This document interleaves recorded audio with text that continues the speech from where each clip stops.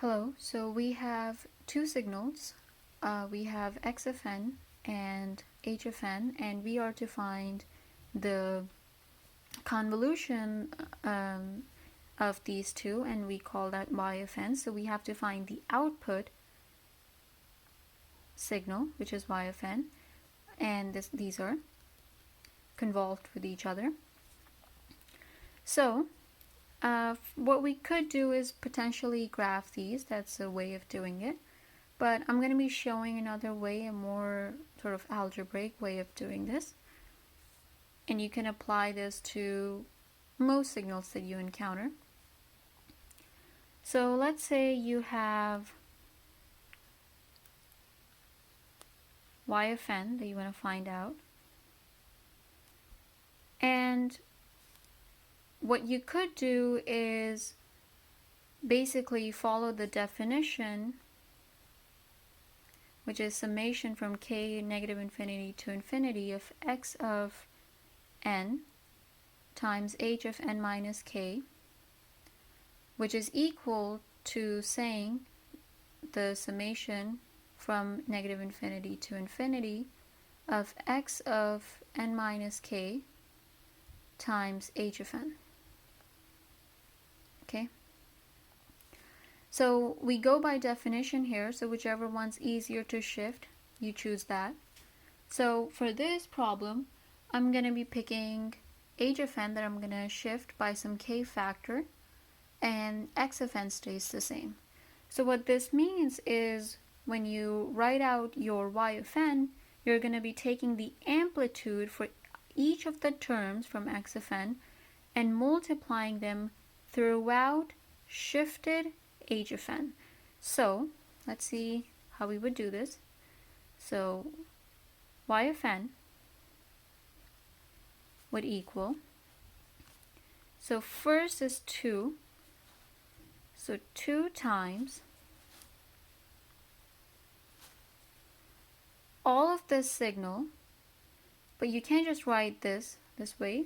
You're going to shift it by however much this term is shifted by, but this term is not shifted because this is simply delta n minus 0. So that's okay. What we could do is we will simply write delta of n minus 1 plus 2 delta of n minus 3. And you pick the second amplitude from the second term now.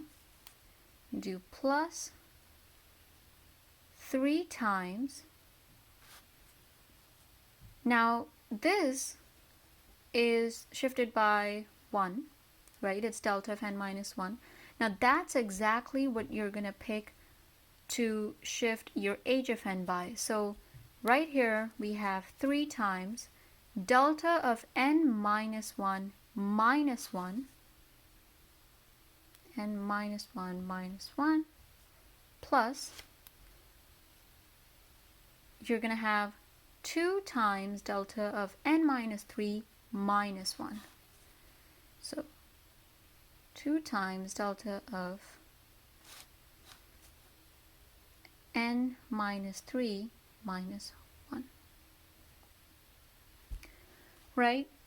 And this is now our output signal. So the work is done here, so we don't have to look at these signals again. So we took the amplitude, multiplied by shifted h of n, took this amplitude, multiplied throughout shifted h of n, and how much are we going to shift it by? We're going to shift it by however much that term that we're taking the amplitude of is shifted by. So if this is shifted, if this would have been shifted by like 2, so let's say n minus 2, then this would have been delta of n minus 1 minus 2 plus 2 delta of n minus 3 minus 2. All of that multiplied by 2. Okay, so now you have 2 delta n minus 1 plus 4 delta n minus 3 plus nothing was multiplied here, so we're just going to have this. So 3 delta n minus 2 plus 6 delta n minus 4. Right? And if you want, you could make the shifts go in ascending order. So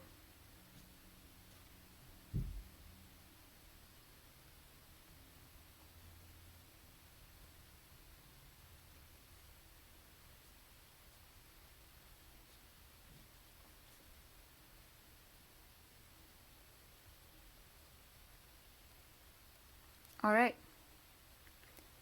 that is our output signal. This is YF n. And that's an easy way to perform the convolution of two given signals without having to, do a lot of graphing or anything. Just simply take the amplitude, multiply it by the shifted signal, and then take the amplitude, the second amplitude of this term, and multiply it by your shifted signal. Right? And then in the next couple of videos, I'm going to show how to do this kind of thing if you have, let's say, a unit step function involved, or how to do, this convolution recursively. So that's it for this video. Thank you.